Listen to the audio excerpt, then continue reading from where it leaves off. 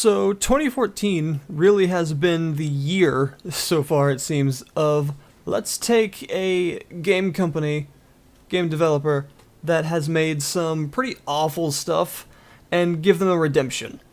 We've seen it with companies like Double Helix and some others just recently. It's kind of weird, but it's a nice trend that we're seeing. And I'm going to add another to the list. Uh-oh. Now, Xbox Live is not a place that I dare venture most of the time. Actually all the time, it's a place I stay away from. And Xbox Live Arcade and Xbox Live Indie are often kind of the bottom of the barrel when it comes to various games that are put out, especially the indie section. It's often full of Minecraft clones, Slender clones, clones of whatever's popular at the time, done quite poorly, and Avatar games and things like that. And the company that created this game by the name of Ziggurat, the company goes by the name of Milkstone Studios, and that's the kind of thing that they've produced for a while.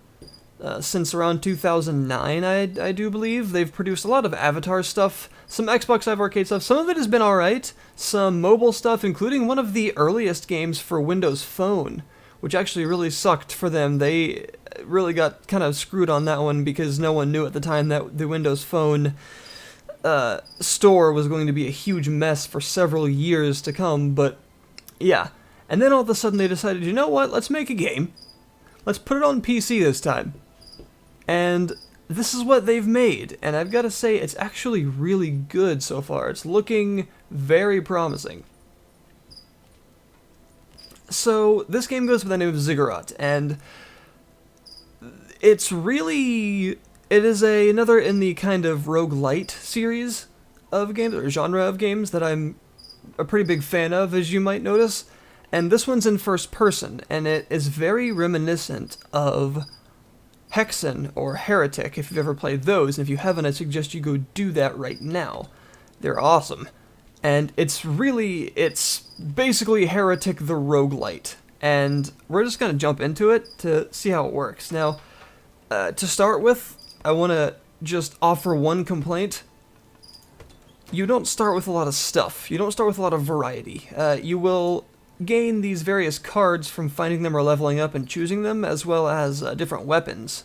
Now, at first, a lot of this stuff is locked. As you can see, there's actually a really impressive amount of stuff.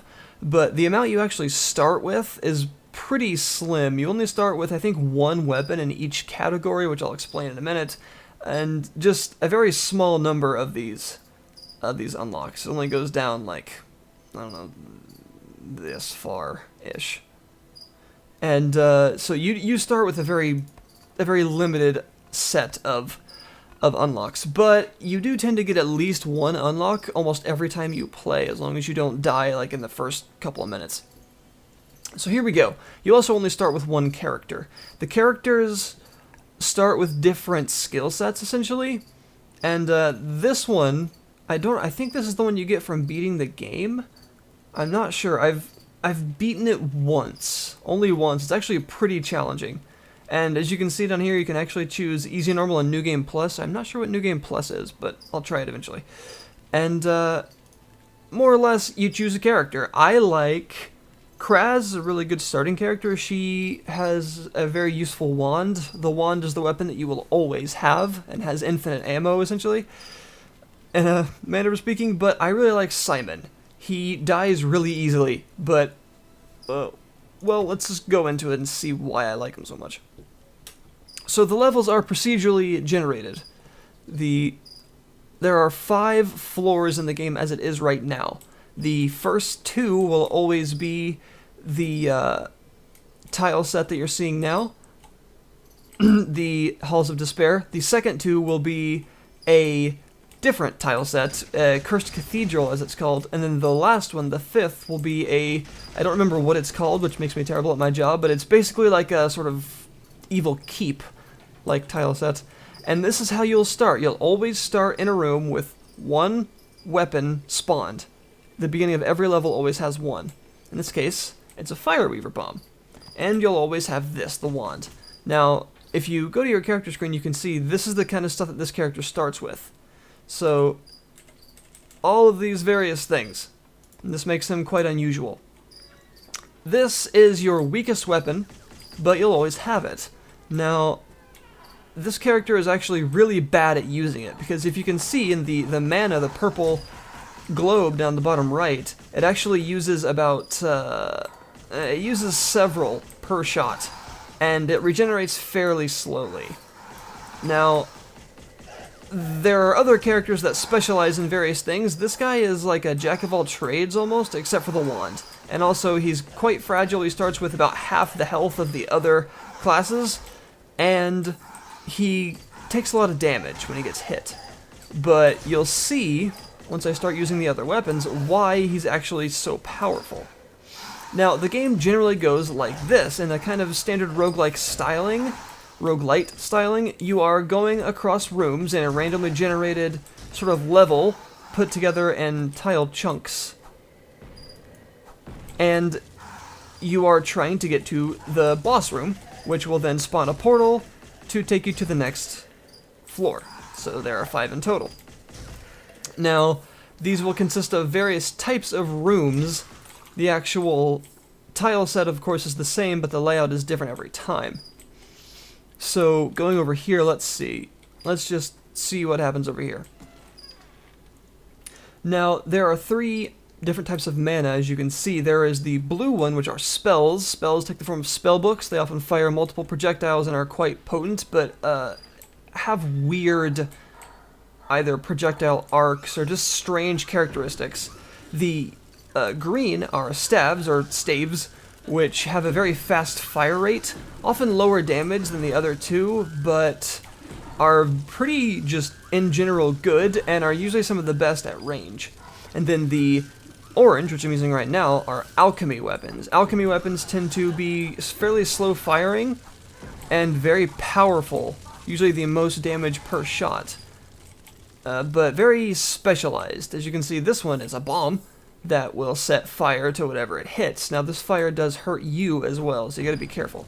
But one of the main things about this character is his mana limit, even from the start, as you can see, is 100 for each of those, and it regenerates over time. Now, none of the other characters can do that by default, so that makes this guy's very powerful in the beginning. But of course, he dies easily. So, using this bomb, I'll be able to work my way through these rooms fairly easily, I think, at first. And you'll see that the sort of Hexen influences are coming in right now, because you're seeing a lot of large sort of arena rooms with various types of enemy compositions that reward skills like projectile dodging and aiming, things like parabola arcs that are, of course, very common in those types of games. And this is something that I guess is fairly common in the roguelite style of games, but is actually really common in some of the older school shooters and things like Doom, Hexen, and Heretic. So that's an influence I can really get behind, because I loved Hexen. I played the crap out of Heretic back in the day, and I still do sometimes. And seeing a kind of resurgence of that type of gameplay is actually really heartening, and it's a lot of fun. So continuing on, what you'll notice is that the game has a very distinctive graphic style as well. It's not extremely high fidelity, but it's not ugly either. It's kind of hard to put my finger on exactly what it reminds me of. It kind of reminds me of some Insomniac games. The Insomniac studio, the guys that made things like Ratchet and Clank. It's that kind of, it's not exactly cel-shaded, it's not exactly cartoony, but it's unique for sure, and the game, to its credit, does pull it off very well, because it definitely has a unified art style. All of the items, all of the weapons, all of the enemies fit together with this look. So that's definitely something good to be said. Now, those little yellow gems I'm picking up are experience, and once you get enough, you can level up, and when you level up, you get a choice between 2 cards. So, oh wow, spend half your current health to increase your maximum health by the same amount. That's amazing, but I'll probably die if I choose that, which is why I'm going to choose it, see what happens. Alright, so there are a lot of risk-reward options and things, but like I said in the beginning, you don't have a lot of choice at first, when you first start the game.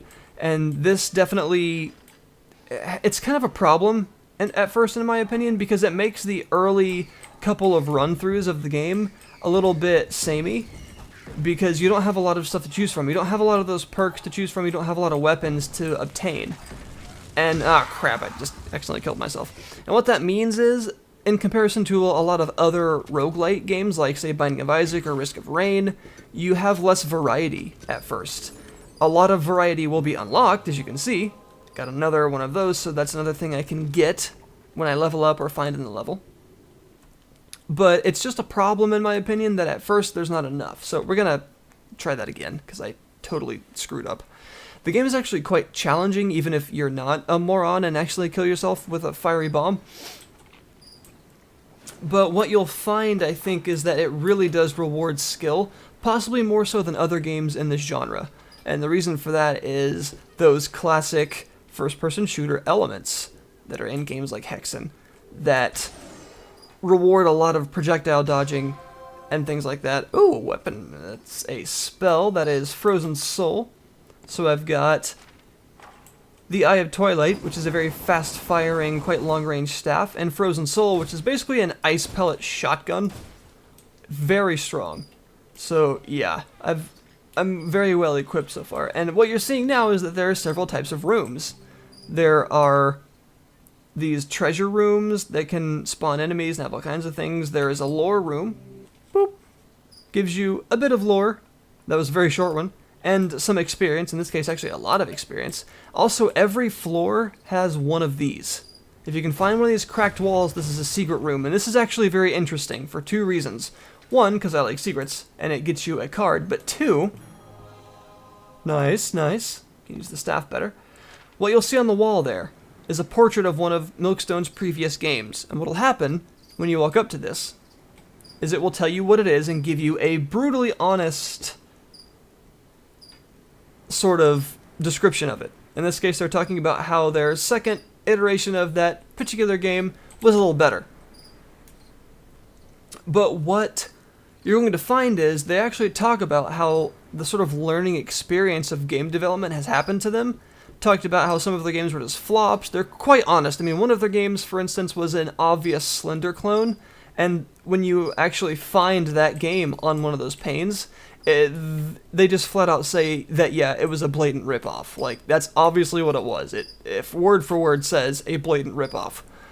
And it's actually kind of neat to see developers talking so honestly about their previous products and talking about how they've kind of grown or learned from the things that have come before.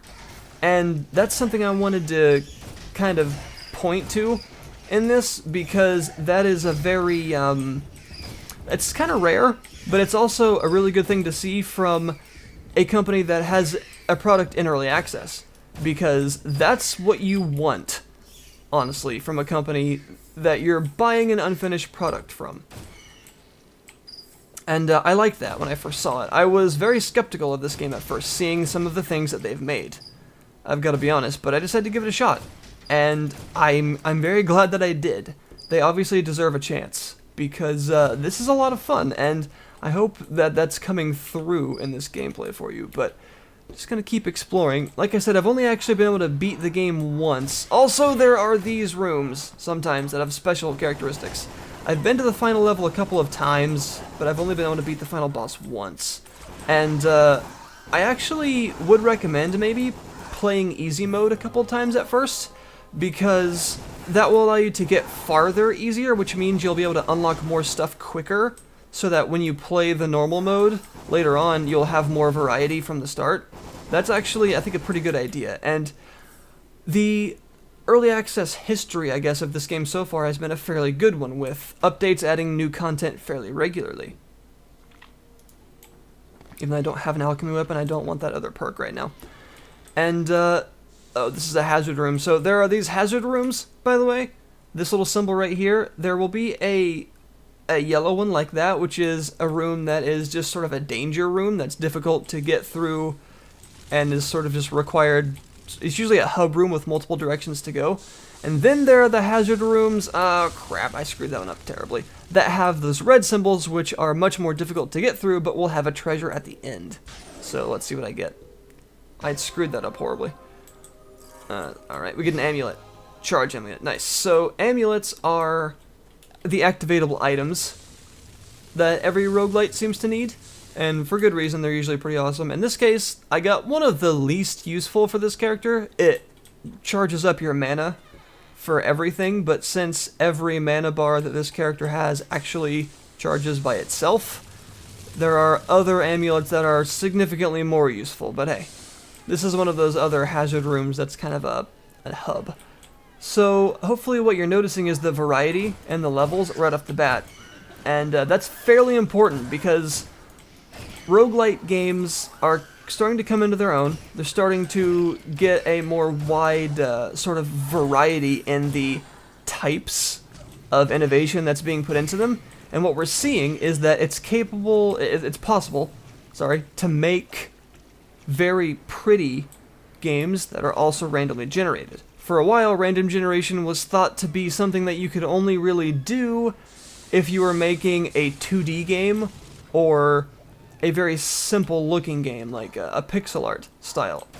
Something like that, but obviously that has been proven to be not the case several times now, and this game is no exception to that rule. It's actually quite good looking. The graphical fidelity isn't necessarily super high, but the actual art style is good, and it's done well. It's clear that they know the sort of visual style they want to go with, because it's applied to everything. Like, every enemy, every boss it's consistent. The theme of the art style is consistent throughout.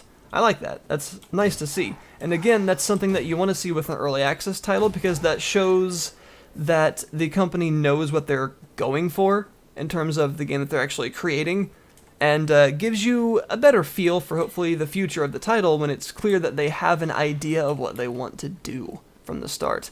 And it's pretty clear that these guys know what they're doing. Just gonna forgive their past transgressions, I guess, and say that they obviously have learned. They have grown as a company, and they are producing something quite different from anything they've ever made. And they're actually doing it quite well so far. Now, that's not to say that everything won't go to crap later, but honestly, they've got a really solid foundation here, and it isn't bare bones. There's actually quite a bit of content. The levels are the weakness right now, because there are only 3 tile sets, there are only 5 levels. Now, they're actually quite sizable, and the bosses are random, so there are several bosses that you will fight at the end, and it will not always be the same. However, the general experience of a lot of players will be that the variety comes from the weapons and the perks, the passives, not from the locales.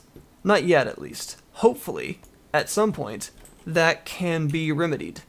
But as of right now, I've got to say that if you're looking for that kind of variety, the variety in terms of the places you'll visit, no. But that's never really been the strong point of a lot of roguelites. I mean, Binding of Isaac is always a classic example of the genre, and it does not have that. Yeah, it's got more variety than this game, yes, but if you compare it to, like, a sort of an action RPG or something like that, no, not even close. But that's not the point of the game itself, and the variety comes in the actual gameplay, and that each run will be different, and this game delivers that. That's what a lot of people want when they play a roguelite game, and that's often the bar that they judge it by, is how replayable is it? Replay value is a tag on Steam that's actually applied to almost every single one of the games in this sort of emergent genre, because that's what people are after when they play a game like this, and they will judge a game often based on how much of that the game actually supplies. So let's see what kind of boss we fight this time. Sir Arthur, there are usually 3 bosses that it chooses from, it seems like, for each of the levels except for the final one, but this is probably the easiest one, because he doesn't have a lot of health and he only has that one attack, and he'll spawn fairly easy to avoid minions. Also, I just stood in that like a very smart individual. But he's gone. So we're gonna move on and show you the next level. Let's upgrade first, see what we got. Mana Focus. Let's just get Scavenger. That seems better. Alright, so moving on. This is what the game entails, and if you like this genre, then hopefully this is enough to form your opinion on whether or not you actually want to get in on this. The early access is going well right now. I would say that it's fairly trustworthy in terms of the amount of content that is provided, meaning the amount of updates they get. Yep, I love this spell. And in general, what I think you're going to find is that if this is a genre that you like, this is another one to keep an eye on. This is definitely a good one. There's actually a pretty good amount of attention to detail with the very good particle effects, the various enemy compositions being quite difficult to combat sometimes because of there's actually a lot of enemy variety. I wish there was more. Hopefully they can add more of that, but you're not really seeing that right now. It usually takes a couple of playthroughs to get the enemy variety kind of ingrained, but there is some there. And another thing I like is that every weapon has a different crosshair. That's a really small little detail, but for some reason it actually makes the game feel a little better, just because I think the different crosshairs actually make the spells feel more responsive sometimes. I think it's just the way that it's a pretty fast-paced game and you're dodging projectiles, even though I definitely wasn't doing very well there. And all of that kind of stuff, the sort of snap aiming really counts, so the different reticles for each weapon is actually kind of important in that regard. And that's just another one of those small things that tells me that I think this company knows what they're doing. I think Milkstone knows what they want to make, and they are on the right track, for sure. They are really on the right track with making something very, very, very enjoyable. Those that love replay value, those that are a fan of this genre in general, I think should definitely play this. Because I think that there's enough here to keep people interested. Yes, that's definitely what I need. I gotta recharge it by killing enemies.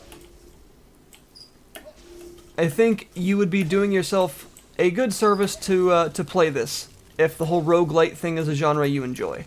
It's worth your time, in my opinion. Even in the state that it's in, let's just say it never gets finished, God forbid, but hopefully that doesn't happen, but let's just say it's worth it. It's not expensive. Not expensive at all. You can get it on Steam. I will, of course, link you in the description. And it's worth it. I just legitimately having a lot of fun with it. I'm finding myself wanting to do another run, and then another run, and then another run, and unlock more stuff, and get more lore. And it's got a very silly story, and the ending is quite strange. I'm not going to spoil it, of course, but all that aside, it's really enjoyable. And it might just be because I'm very partial to Heretic, but, I mean, can you really blame me, first of all? But second of all, seriously, games that remind us of classics like that, and actually take what was good from them, and making it, iterating on that, instead of just saying, we're old school, and not actually showing any inkling that they know why the old school is good in certain aspects and bad in others. Just being like an older game isn't enough, because there are conventions that have progressed from older games for a reason. Yeah, not everything about them was fantastic. But these guys very clearly know, at least in my opinion, what made games like that good, and what they can take from those and apply to a new genre. Something emergent, like the roguelite genre, and make their own game, make their own niche, carve it out, and hopefully make a better name for themselves than they currently have. Warcry is extremely useful. Alright, very cool. I love the Wraith Ring spell. Avatar Panic. Clone of Pang. Commercial flop, confusing title, and box art. Yeah. But, like I said, hopefully Milkstone, their reputation isn't that great right now. And, hopefully after this, people will see. People will see something good. And that's not to say that they've never ever produced anything good. That's not true at all. But I would go as far as to say that this is the best thing they've produced. And that's a compliment, because it's extremely good. And I always feel bad criticizing game companies, because developers are human beings. They're real people. There are real people behind that name that produce real things with their real time and real money. And sometimes it feels a little bad to criticize them too much, but of course, I'm a critic. That's the point. That they're open to criticism when they put out a product, and well, that's what they've done. But yeah, I would highly recommend this. I think it's a very worthwhile experience. It's enjoyable as it is. It provides that kind of old school Hexen Heretic style of gameplay and a different formula that shows the company knows what made that gameplay good in the first place and aren't just trying to ape something old for the sake of being a classic. You've got to understand why it was a classic in the first place to make something good out of it, and I feel that they have. So there we go, everyone. This has been Ziggurat. I love that word. I will, of course, link you, as I said, in the description, and I really recommend you try it out. It is early access, of course, but hopefully this video has shown you the kind of content that's available, and will influence your decision, at least a little bit, on whether or not you believe, yes, I love this weapon, that it's worth it for you. You know, you might not want to get in on it right now, and that's understandable, but if it is something that looks interesting to you, I can't recommend it enough. It's a lot of fun. It feels polished enough to me right now to tell me that they care about it, and they're not just going to abandon it, and I don't think they will. I genuinely do not think that they will. I hope I'm not wrong. But yeah, so Ziggurat, ladies and gentlemen, I hope you'll check it out. I would be very glad to link you, and I guess that's all I've got to say on this one. Also, these are the worst enemies in the game. I hate them. I despise them, but this weapon does a very good job at taking them out. So, yeah. All hail the Wraith Rings. Ow, ow, ow. Also, one thing I've got to say is the performance of this game suffers somewhat. Now, in every other tile set, every other level, I've never had this problem. It runs at a solid 60 FPS constantly. But in this particular tile set, the Cursed Cathedral, and these bigger rooms like this, my frame rate tanks to like 15 to 20 for no reason at all. That needs to be dealt with immediately. Even when there are no enemies in this room, looking across it tanks my frame rate. Like, seriously. I'm down to 21 looking over here, and there's nothing going on. So, I don't know. There are some sprawling rooms in this tile set that don't do that, and then there are some that do, and there doesn't seem to be a reason why. But yeah, that's something that needs to be addressed immediately. The performance seems very good for the most part, but the Cursed Cathedral has some serious frame rate dropping issues, so yeah. Also, occasionally there will be like an enemy stuck on terrain that's difficult to find. But there we go, everyone. Hopefully you have gotten a fair impression, and I'll see you guys next time.